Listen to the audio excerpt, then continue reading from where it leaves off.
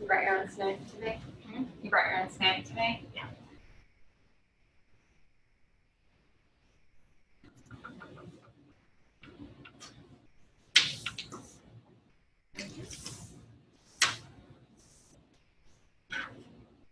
All right. I think we'll go ahead and get started. Did everybody get the worksheets and everything that they need for tonight? Yep. We're all good?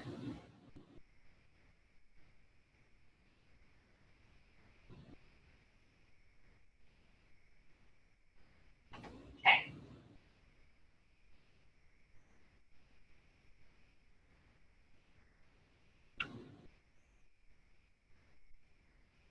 All right, so our topic tonight is a little bit different than some of the things we've talked about so far, because we're going to talk about stray and feral cats and sheltering and some of those things, and maybe talk a little about how you can help and get involved in what we're going to want, what we would want to consider there.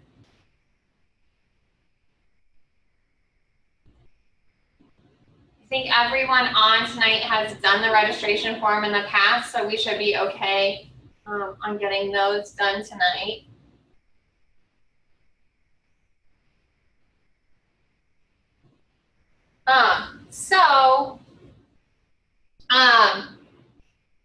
With that, what the topics are for tonight, we're going to talk about cat overpopulation, a little about what it's like as a stray for cats, and then what we could do to solve those issues and what they would maybe want to do, and how we can help those cats that maybe don't have homes. So again, everybody had the worksheets, right? So if anyone needs them, that's the link. I can give you the link to in the chat if you don't have any.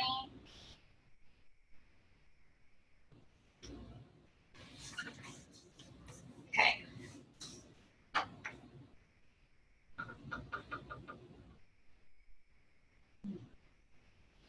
All right, so like I said, we're going to start by talking about cat overpopulation and some of the concerns there. And then if you guys have, maybe we can talk about some of the things that you guys have seen. So the estimate is that there's about 75 million cats living in homes in the United States right now. So they live in a house with their owners, just like you guys as cats at home. And then the estimate is that there's maybe 25 to 50 million more cats who live outside. And so we can't, right, it's kind of a guess at the number. It's really hard to kind of decide what that is. So there could be a lot more, right? So it's just based on kind of a rough estimate of how many cats might be out there, not in houses.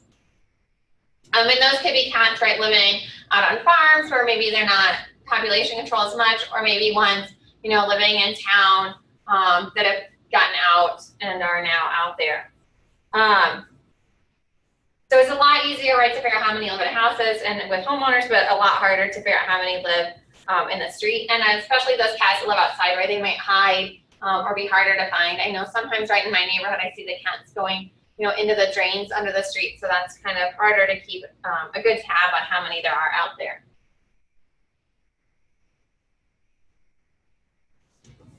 So the ASPCA keeps cat statistics each year and tries to track the number of cats in the U.S. So they estimate that there's about 3.2 million cats that come into shelters every year. And so that's about 10% of that cat number that we think are living on the street come into shelters each year. A portion of those coming into the shelter are cats who maybe got out of the house or escaped from the owners, they had a home, right? But they've gotten out for some reason. So about 90,000 of those cats do get returned to their owners and get back to their house. But some maybe don't have any kind of identification or don't have a home. So then those either can be adopted out, right, and find a new home. But of those, about 860,000 are then euthanized each year. And so they may be sick or have behavior problems, or, right, the shelters are overcrowded too, and so they can't find homes for those cats. So it's a pretty big number, and something that there's been a lot of work at decreasing, right? And we can talk about ways that we can help keep decreasing this number of cats that end up in shelters or end up having to be euthanized.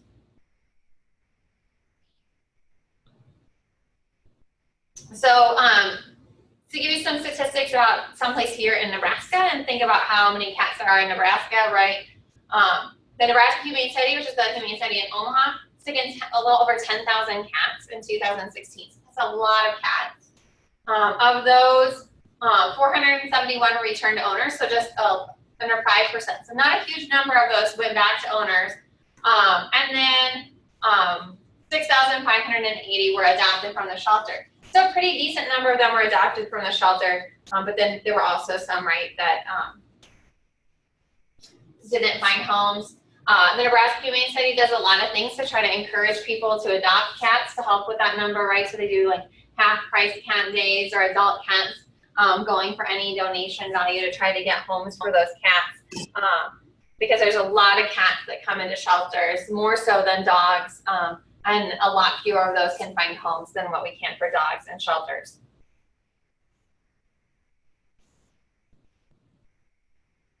So if you guys think about why people might, take their pet cats to the shelter, or right, cats that their owners might leave outside and not take in, right? There's a whole bunch of different reasons. A lot of the primary reasons relate to the cat having behavior problems. So they weren't doing things they were. The biggest one being inappropriate elimination, right? So they're not using their litter box all the time. They're peeing on stuff in the house or whatever. And so that's usually one of the biggest reasons that cats end up at shelters. They also can be things that are things like scratching or aggression, right? And they don't get along well with the cat. So those can be common reasons that the cat might give up. A lot of times maybe it's things where the owner didn't really think through having a cat long term, right? And so then it might be things like they don't have enough time or money to have a cat. They had a new family member, right? Maybe they had a baby or a kid, and then now they don't have room for the cat, or they got a new animal and it doesn't get along with the cat. Right? Sometimes people get rid of their cat because they're moving, or right, they have allergies to the cat. So there's a lot of different reasons why people might have to give up their cat. And some maybe are good reasons and some aren't as good of reasons, but right, we have a huge number of cats that come into shelters every year. If we look nationally at the statistics, right, and why cats are most likely to be given up, the key things are things like they're not spayed and neutered, right, and so then they have more behavioral issues if they're not spayed or neutered, and so they're more likely to not use the litter box or to be aggressive. A lot of times cats that are will be given up as they get older, right? So a lot of kittens come into shelters, right? If the cat had babies and then they can't keep the kittens, they can come in. And so groups of cats, right, are likely to be given up if they're kittens. People might bring a cat in if they find a cat outside and it's not an indoor cat, and so they give it up that way, right? Or maybe they're not as attached if it lives inside. Right? Maybe they didn't think about getting a cat. They didn't think about all the things that it took to have a cat. Right? We spent a lot of time talking about all the requirements to have a cat and how much work it might be. So maybe they made a spur of the moment decision to get their cat, and then they decided it wasn't really for them. And maybe they just didn't know enough about the cat or how to care for a cat before they got it, so they weren't really prepared to have one when they first got it.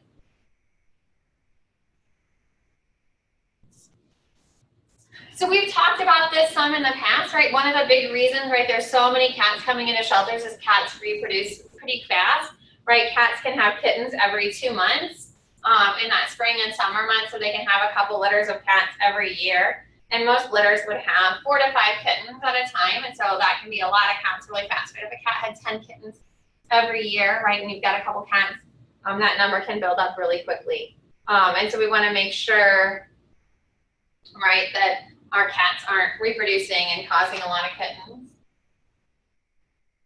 Right, so this is a stat that's out there, right, that if an unspayed female cat and her mate, right, had kittens every time she could over 9 years, that one cat and all of her children could produce over 11 million cats, right? So we can see over here, 11 million cats, right? That's a whole lot of cats from what would start as 2 cats.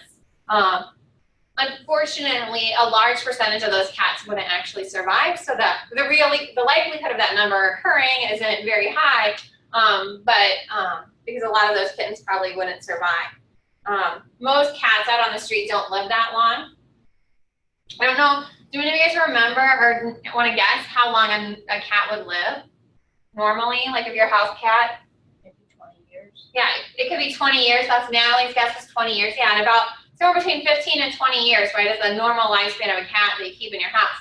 The average lifespan of a cat that lives outside is more like 2 to 3 years because there's so many more hazards to living outside, but they still can reproduce really quickly and have a lot of cats fast.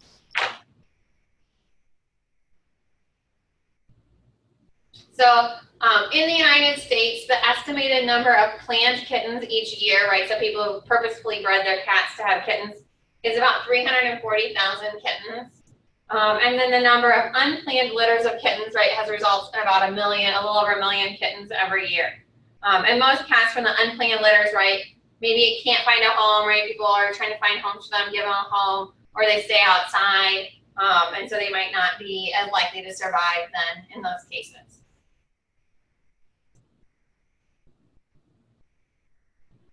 So obviously spaying and neutering these cats is really important if they're going to live outside or inside, right? Spaying and neutering is done to help prevent unwanted pregnancies. A lot of times in these outside cats or in shelters, they do it as early as possible. So in shelters, they'll do it as early as 8 weeks so that it's done before the kittens would go to their new home, right? And by doing this early, we do it before they can ever get pregnant. And spaying and neutering, right, that helps prevent unplanned pregnancies as well as some health issues or some cancers that cats are more prone to if they're not spayed or neutered. And it also decreases those behavior problems, so they're less likely to be aggressive, less likely to try to run away, and more likely to use their litter box on a regular basis. And so we can eliminate those problems that result in our cats leaving home or people not wanting to keep their cat if we have them spayed or neutered. So obviously not all cats are spayed or neutered, not everyone gets it done. I know one month when we talked about it here, almost everybody had their cats spayed or neutered. So that was really good. But sometimes people have reasons that they wouldn't do it. A lot of times it's maybe the cost, because depending on where you go, it can be expensive, especially if you live on a farm and maybe you have outside cats. Instead of being able to catch them all and get them spayed or neutered, can be fairly expensive. And then sometimes, right, maybe it's inconvenient or it's a lot of work, right? Sometimes they think that cats are too young, right? They think you need to wait till like cat's 6 or 8 months old to get it spayed or neutered and it gets pregnant before they ever take it in. And sometimes maybe people kept meaning to do it and they just forget to, and so they put it off, and by then the cat can get pregnant. And so we want to be kind of conscientious of those things and pay attention to the reasons why, and then hopefully, right, we'll talk about some ways that you might help those people so they would get it done in the future. Do you have any questions so far? Okay. So this is going to bring us to our first worksheet, our first activity, right? So Whiskerton Humane Society wants you to address the problem of cat overpopulation in their community, and they're asking for your help. So on this sheet, kind of, you're going to design a poster to show what your plan would be to solve the problem. So maybe kind of make a design or a plan for what things you might want to do, and we'll kind of talk about some solutions as we go through. But what would you do to help solve cat overpopulation or to teach people about it?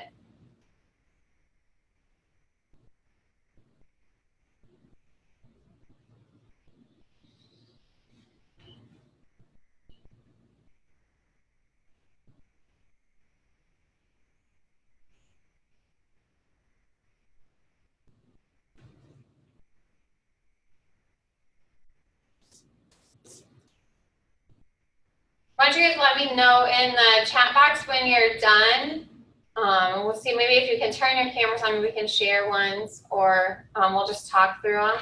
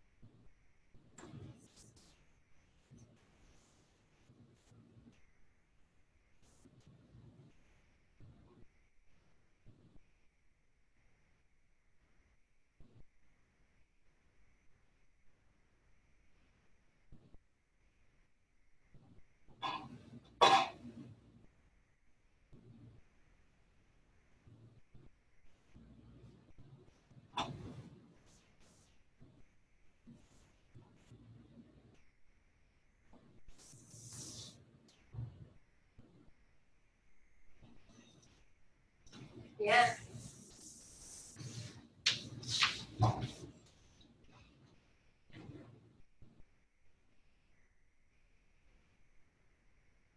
How's everybody doing? Do we need another minute, or are we kind of finished up?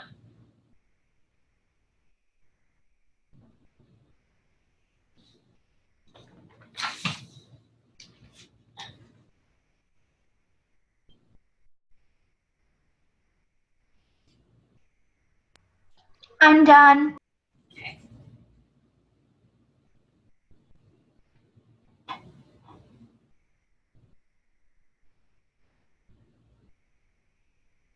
Does anybody want to talk about what they put on their poster? I don't know how many cameras are on. It's not like many. They want to say what they wrote on theirs? Oh, there you go.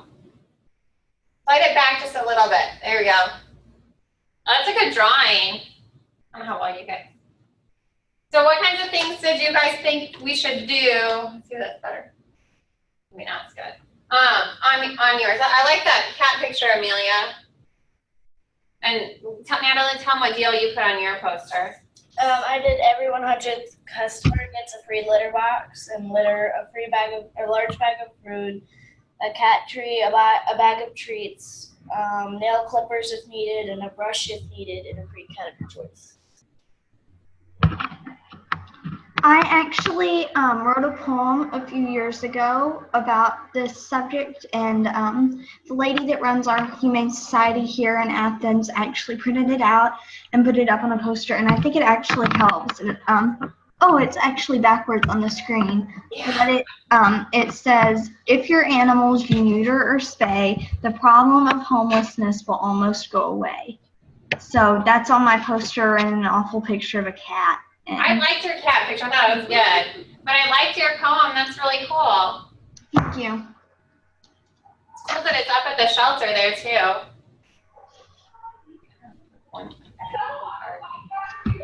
That's real bright. Yeah, there's no good medium. All right.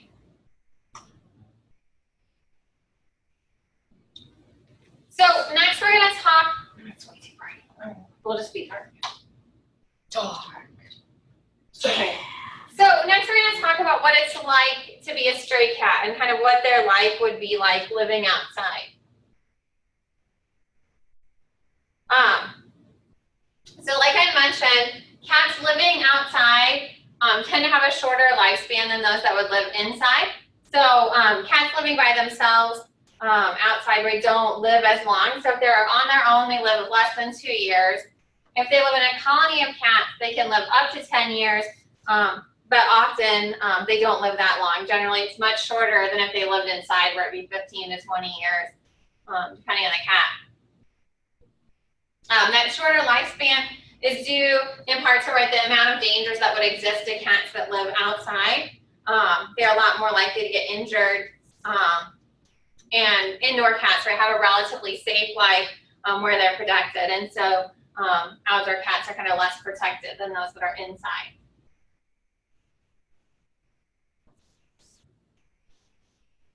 Right? If I asked you to come up with a list, and I bet you guys could come up with things that aren't on my list, right? Of all the dangers that exist to cats that are outside. Hopefully it's not dogs driving cars, right? But cars and dogs or other animals, right, can be problematic for cats that live outside. So depending on where they're at, it can be a whole host of different things. Cats can be injured when they fight other cats, or from dogs or raccoons or skunks or possums, right? There's also the potential of getting into toxins in the environment, whether those are chemicals or people leaving things out for them. Cats maybe don't get as much food or water, right, because they have to hunt for their own, so it's not as reliable. And then bad weather, so hurricanes, tornadoes, the cold winters here in Nebraska, right, could all be issues. Yep, and potentially, animal abusers, or someone who might leave something out that would harm the cats can be a problem. So that's a good idea, right? So there's a whole bunch of different things our cats could get into outside that can decrease their lifespan.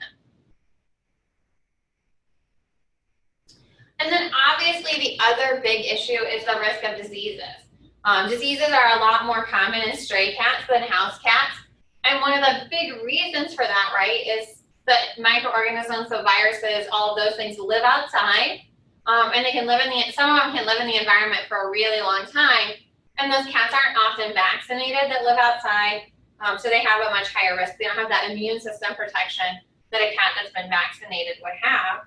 And so most house cats are vaccinated against feline leukemia, feline immunodeficiency virus, and feline infectious peritonitis, right? If you guys show your cat at the fair, right, you have those. And then obviously most cats by law, right, are required to be vaccinated for rabies, but outside or stray cats wouldn't have that. And rabies is a big concern because if a cat were to get rabies and then bite a person, right, they can transmit it to that person too. So we have to be really conscientious of that risk of diseases outside. Almost all outdoor cats get feline respiratory infections, right? So they have runny noses and their eyes draining because they don't have that protection.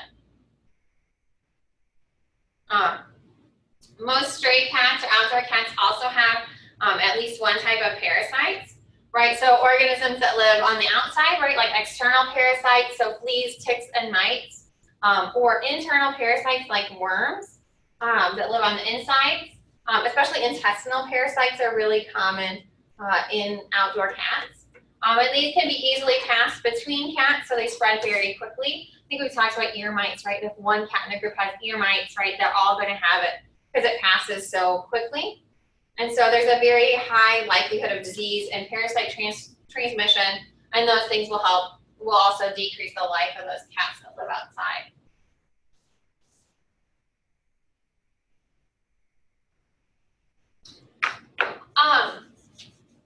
Cats that live outside belong into one of two groups. So feral cats versus stray cats, right? So stray cats are ones that are more likely to allow for human contact, right? They might be one that it lived in a house, right? A stray cat lived in a house for some point in time and either escaped from the house or the people let it go outside, right? And it was abandoned. But these cats still will interact with people. They'll allow themselves to be handled. They're much easier to adapt. So these could be adopted back out to a home, those cats that are strays that live outside. A lot of times the problem is feral cats, and feral cats are ones that were born outside. And so they weren't, when they were kittens, handled by people. So they kind of missed that socialization time where they like people and are easily handled. And so they're not generally very friendly towards people. They don't make very good pets. Sometimes they'll try to trap the kittens, right? Because those can be socialized and make better pets. But feral cats don't have that touch kind of response or don't adjust well to being handled by people.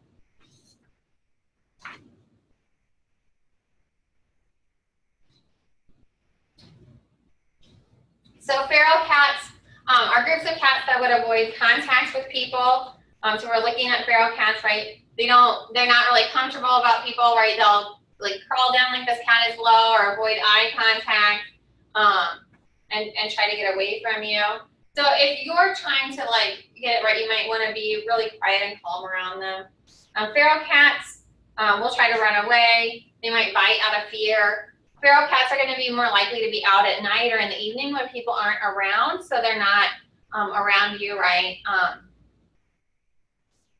And then a high percentage of cats that are feral tend to be pregnant, right? Because very few of them have been spayed or neutered, as we have a high overpopulation rate with feral cats. Whereas stray cats might be more likely to be spayed or neutered and might be easier to handle. Do any of you guys know of any feral cat populations around you, if your town has one? If you live here in Lincoln, which I like, at least Natalie does, right? There's several populations of feral cats. We have a pretty big one on city campus. So on the other campus at UNL, if you walk around it during the day, you'll see the feral cats outside there. But a lot of times they might live behind like restaurants or places where there's a lot of mice and they can get food really easily. It's a huge problem in southern states where they don't have as bad of winters and they're not killed off as much. Lots of feral cats in different towns here in Nebraska. We definitely have a large one. Yeah. And then the opposite, right, are stray cats, right, so ones that have been owned by a person at some point in time. These are a lot more comfortable around people, and so they'll tolerate being pet and might let you do that. They might be kind of scared if they've been outside on their own for too long, though. Their body posture, right, is a little bit friendlier. They might keep their tail up, not crouch down. They're more likely to make eye contact with people or make noises or meow at people to get your attention. And these might be more active during the day because they would be less worried about being around people than if you saw, if you found a cat that wasn't around people at all.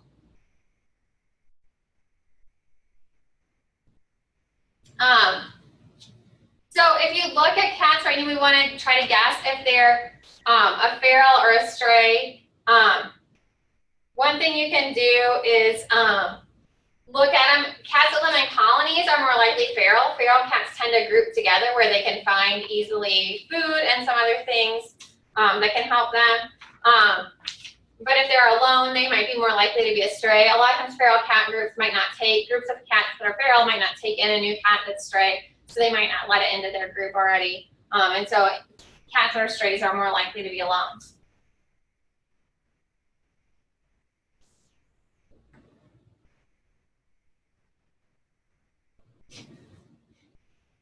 So cats, sometimes cats, Fire Dowers, the kitten hitched a ride home in his car and you have that's your pet cat.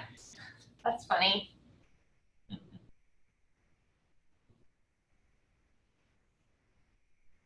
All right, so that takes us to our next worksheet. All right, so that is the Adventures of a Stray Cat.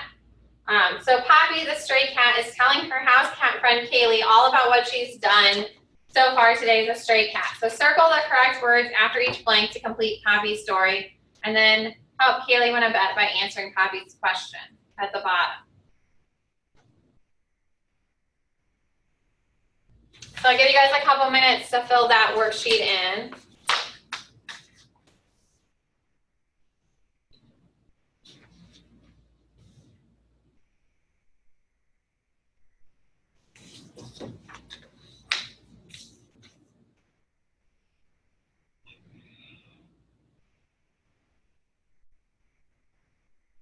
It says, like, you're supposed to fill in, like, the story. Yeah, like circle the word after the blank. Then help Kaylee win a bet by answering Poppy's question. I think her question is just this one down here at the bottom, what the 4 dangers are. Okay. Looks like here. Done.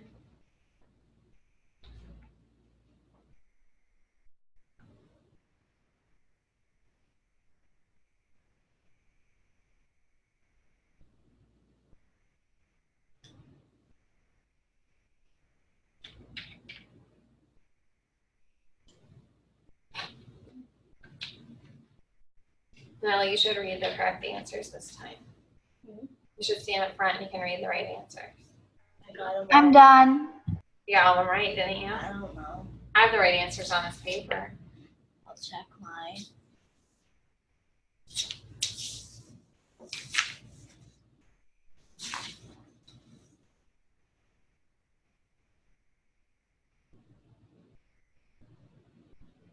You skipped the first one. Oh, did they? There's vaccinations, but it just skips to Oh. the colony. Don't get us that. Oh, yeah. But that's right. You knew that one? Like home. It also skips to 2 actually. Boys. Touchdown. Oh, there's vaccinations and babies. Eyes. More.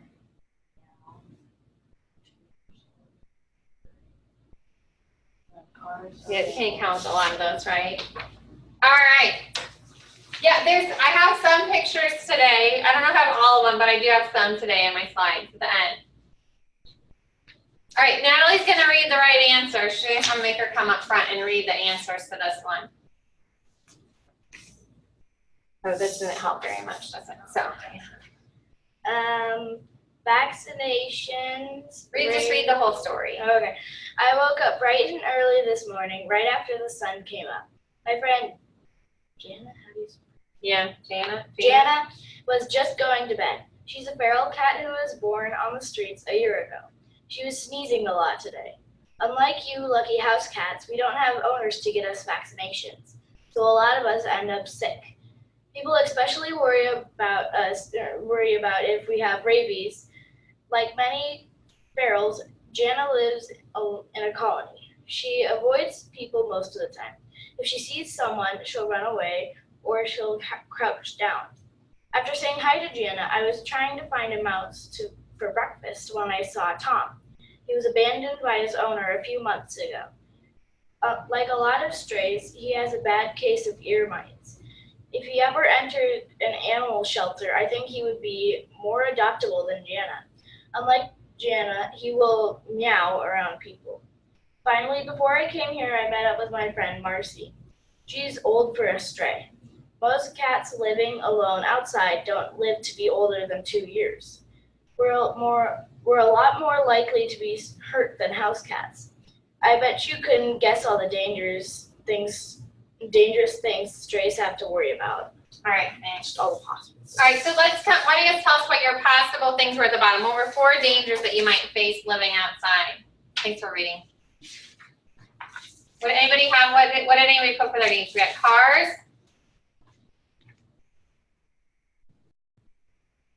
dogs,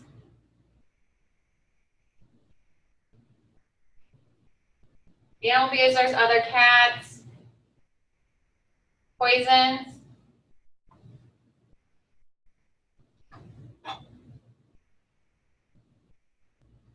diseases. Did you have different ones, Natalie? We've got bad weather on my list, or not enough food. Other animals' toxins. Yeah. Cold and heat, you have raccoons, right? So there's a lot of things we can come up with that might have been possible dangers. Huh? All right. So the last part of the night tonight, we want to talk about possible solutions for feral and stray cats and what we can do to help. Maybe give you guys some ideas of things that you could do, or kind of find ways to help in your community. So the first step, right, is what we can do with our own cats to make sure they don't ever become a stray cat, right? And so we want to make sure that our cats are microchipped, maybe spayed or neutered, and kept indoors, right? There's some really easy things that we can think about that can have some benefits for our cats and not too hard for us to do, that will help prevent our own cats from being a stray. Right, so one thing we can do is to have our cats microchipped. And microchips are really small. This is kind of a close-up of it. But they're inserted below the skin on the cat, a lot of times between the shoulder blades.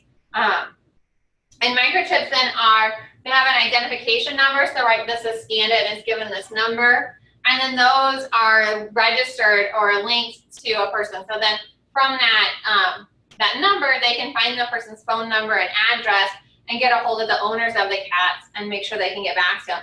Since these microchips are inserted in the cat, they stay with them for the rest of their life. So it's an easy way to get it and be able to reunite owners with their cats without, maybe a collar or something that would come off your cat over time. So if you found a stray cat or a cat shows up that's friendly at your house, you can take it into a vet clinic or to a shelter and they can scan it and see if it has a microchip.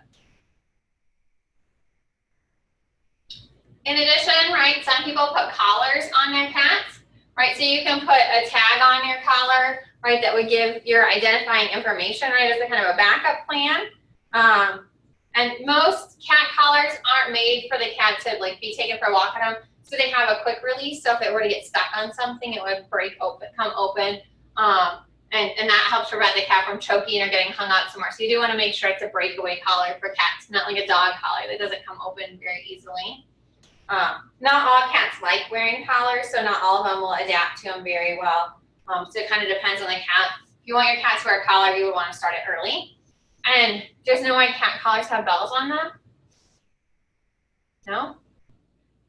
The reason they put bells on cat collars is if your cat is outside and that's why it has a collar, is that will alert wildlife, right? So like birds and some of those populations to be able to escape from the cat before it were to attack them, right? Because there's a lot of concerns that we didn't talk about, not on the cat's health, but on the wildlife populations from cats. And so that helps to give those birds and things a warning to try to escape from the cat.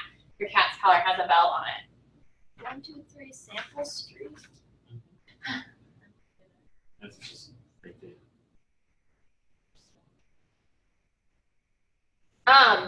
So spaying and neutering is important to get done. And again, I think when I asked, almost everybody here had their cat spayed or neutered. And we had talked earlier tonight about the fact that cost sometimes is an issue for people who are looking to have their cat spayed or neutered. So a lot of places offer low-cost spay-neuter programs for cats or dogs. Some are specific to feral cat populations, and then some are like if you can't afford to get your own cat done, you can bring them in. Some areas even have mobile clinics where they basically have a big truck that they can drive to places so they can do the spays in the back of the truck for people, especially low incomes where maybe they can't get to a vet clinic as easily. So ASPCA has a searchable thing where you can find it here in Lincoln that Humane Society does it. The Humane Society in Omaha provides one too.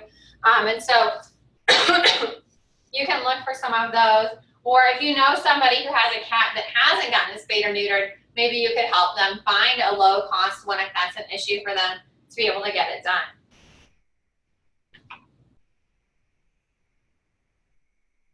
So one example of a mobile clinic is in New York, right? They have a mobile vet clinic that can travel to different neighborhoods where people can't afford their pets as well. And so they travel to the neighborhood where those people are at, so that if they can't get to the vet clinic, they drive there. And then they give them decreased costs for those that can't afford things. So it costs $5 for those that have proof, you know, if they're low income, and $125 for those that, you know, don't have proof, right? But that still can be less than going to some vet clinics, especially in New York, right? So that it's a way to provide a lower cost service to people and be convenient to help ensure more people get their animals spayed or neutered. A lot of times these clinics or mobile clinics, right, also besides spay and neuter, will provide some vaccinations, maybe trim them. Sometimes they'll tattoo their ears. We'll talk a little about TNR and what they do so that you know it's been spayed or neutered. They can give them collars or microchips for another fee, so they can help get all those things done to ensure that the cats are taken care of, and will be able to find their owners if they're ever lost.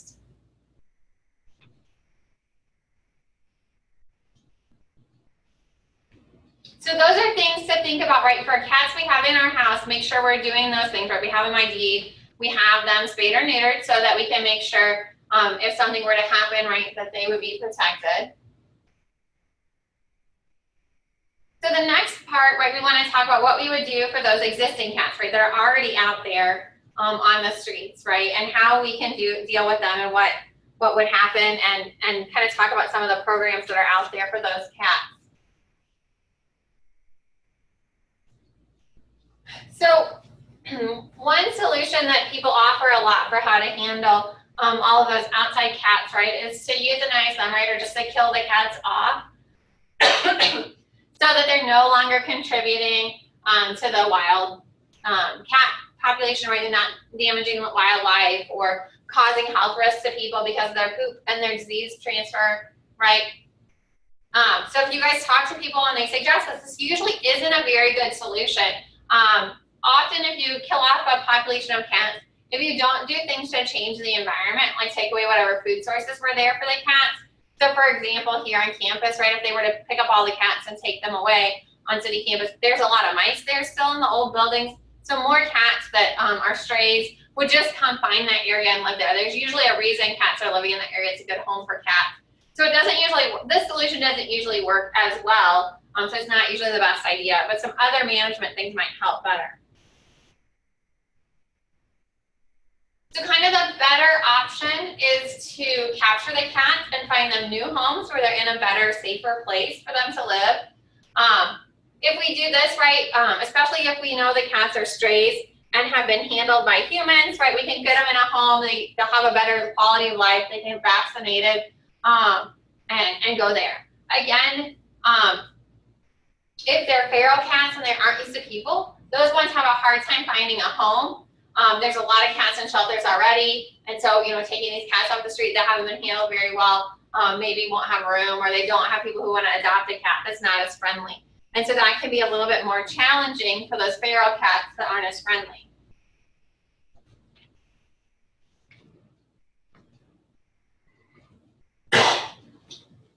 So one program that a lot of shelters have started in the last few years, this is really a new type of program, is what they call working cat programs.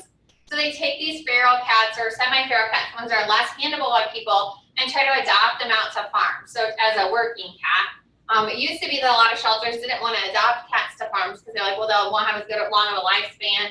But they found that taking these cats out there was a safer option than those living in town, right, where we have a lot more cars and some of those risks.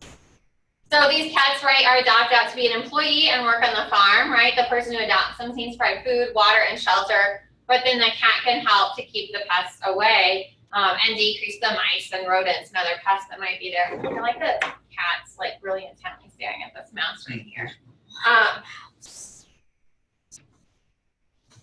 Like really staring it down. So this is one option, and I think if I remember right, some of you guys maybe have farm cats or outside cats, right? They have a job, but you're providing them food and water and shelter, and so you're taking care of them and providing them a better life than if they were on their own. The other option is to do what we call TNR, or trap, neuter, release. And this is a program that happens in a lot of cities now, where the feral cat populations that live in the cities, right, they're not very adoptable, but instead we can help to control the populations through trap, neuter, release. And so what they do is they set live traps where they can catch the cat in a trap like this, a big trap with food, right, bait them with food and catch them in traps. And then they take those cats into the veterinary clinic where they're spayed and neutered. So we prevent them from reproducing and that population from growing. But then we take them back to where they came from once they've recovered, and we can release them there after the surgery is complete. And so they can still live there. They'll prevent new cats from coming into the area, but they won't be creating more cats that live there. Generally, they're going to give them vaccinations at this time too, so that it'll help prevent that disease transmission as well. And so it helps to take care of the cats better. If you guys were at if you go see the cats here, if you ever come to UNL and go to city campus and you look at the cats, what you'll notice is the cats that have been trapped have like the tip of their ear clipped off. And they actually do that in a lot of TNR colonies because that's a really easily identifiable sign that a cat's been spayed or neutered, right? Otherwise, you have to flip the cat over, right, and check underneath if it has a scar or whatever. So this way they can, if they see a cat in the trap that's already got its ear notched, they can just let it go without ever handling the cat. And that way it's fine. They know that it's been taken care of. And so that's a really quick way to see if it's happened or not. So TNR programs are designed for cats that are going to stay living outside, right? So they're not used to being handled by people. So those feral cats that don't like being handled as much. And it helps prevent those cats from repopulating. It helps decrease that risk of all those extra kittens and kittens who can't find homes. Generally, if they can trap them as kittens, if they can socialize them to people, they'll find those ones homes instead of putting them back out there. So it's decreasing cat overpopulation, but it's a lot more humane and effective at dealing with the solution than just killing the cats off or trying to get rid of them for some other way. So I know this is something a lot of our students that come to our program work for TNR programs. I have a student who manages the TNR program for cats in Las Vegas right now. So this is a big kind of area, especially in larger cities, but here in Lincoln and some in Omaha as well, so that those cats can provide care. We have a cat that was in a TNR program. Cool. So trap, neuter, release. Oh. All right. Oh, she has a notch in her ear? Well, I don't think any other picture. I think we could find pictures of the ears from City. So before we switch to the activity really quick, let's think of some things that you guys can do at home or in your community that would help these cats. What would be some things that you guys think you could do after tonight? Educate people about why they should neuter and spay their cats. Yeah, talk to your friends, right, about spaying and neutering their cats. Maybe so. Get food. Yeah, if you see cats out there, maybe make sure they've got food. Sometimes we see them, but not a lot. Here in Lincoln, there's a phone number you can call if you see cats. If the ones in the city are hurt, there's a place to call. I had a student who was like, what do I do? Right, we can microchip our cats, right? Make sure we keep our cats inside, right? If we live in town, not let our cats inside and outside. And maybe when you get older, I know here you have to be 16, I think, to volunteer at the shelter on your own. You can volunteer at the shelter and do some of those things to help work with the cats.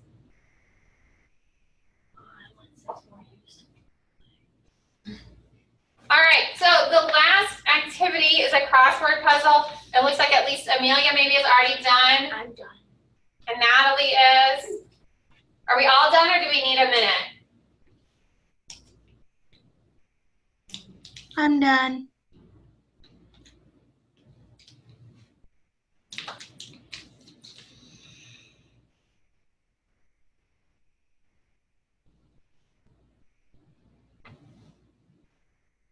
All right, we can start. Number 2 across. What type of surgery prevents cats from adding to feral cat population? Neuter. Yep, neuter. Number 4 across was a blank can be used to identify a cat's owner. Microchip. Number 6, this type of clinic travels to neighborhoods and offers low-cost spay neuter. Mobile. 8, this is not an effective way to control feral cat populations. Like killing the cats. Euthanasia. That was a hard word to pronounce. It's like they're killing the cats. The down ones, cats that are blank may be a good fit for working cat programs. Semi-feral. Yep, semi-feral. What is the best type of collar to use? Breakaway. Yeah, breakaway. Rehoming feral cat populations does not work well because it's hard to find enough. What does the first letter in TNR stand for? Trap. Trap. And then this is the best method for use to control feral cat populations. TNR. TNR. Yeah. Okay, so before you guys go, right, so I know Amelia said she had next month our meeting is May 10th. And then I think that might be our last one before we take our break for the summer. We're going to talk about training, how cats learn, what we can teach them to do, tricks, right, maybe. And then here's our pictures of our cats, right? So Amelia, are these your cats? Is that right? Yes. Do you want to tell us anything about your cats? Well, Penderwick is mine. He is a ragdoll, and he was here a minute ago. Have you seen him, Mom? I'm sorry, I would put him on the camera. He is a certified ragdoll, and then GW and Quirt are both shelter cats.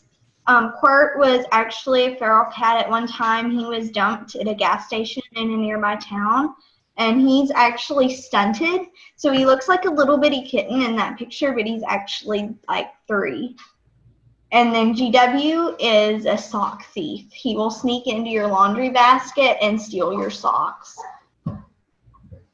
Yes, he's odd. And I don't think David is on, but this is David's cat, Joy. So I had a picture of David's cat. So if you guys ever want, we can add your cat pictures here. If you get that email reminder from me and you reply back with the cat pictures, we've been sticking them on. So if you want to send ones for next time. We have a picture of one of our cats with a leg on top of the other. Oh, there came Amelia's cat back to the camera. So that's GW, and he's mad at me because I disturbed his nap. Oh, all right. You can get down. Ow, don't poke me. And then, so that finishes us up.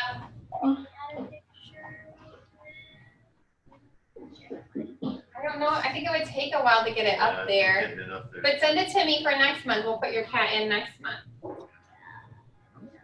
Perfect. So there's the survey in the chat box if you would want to do it for tonight. Oh, I know. Look, say hi. Say hi, QWERTY. No, put me down. There's Which one has a notch in the ear? She's actually my grandparent. She lives out there. Okay. So I'm like, I didn't see one. Yeah, no. This is Quirt, and he's weird too. Okay. Get down. Ow. None of them want to be on camera. He also has sharp claws. Yeah. We declawed our cats. Oh, there's Pen. We'll see the last cat, and then we'll go.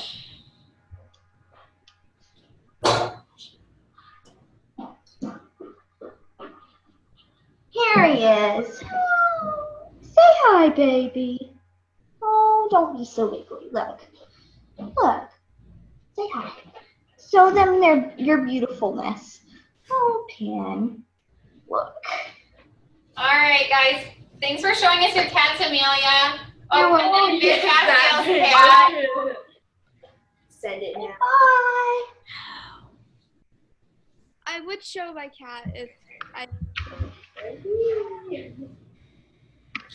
All right, thanks, guys. Make sure you take the survey. Bye. We'll see you next month. There's somebody showing up. Like Abigail's cat was up there for a second. Are you gonna do the survey? Yes.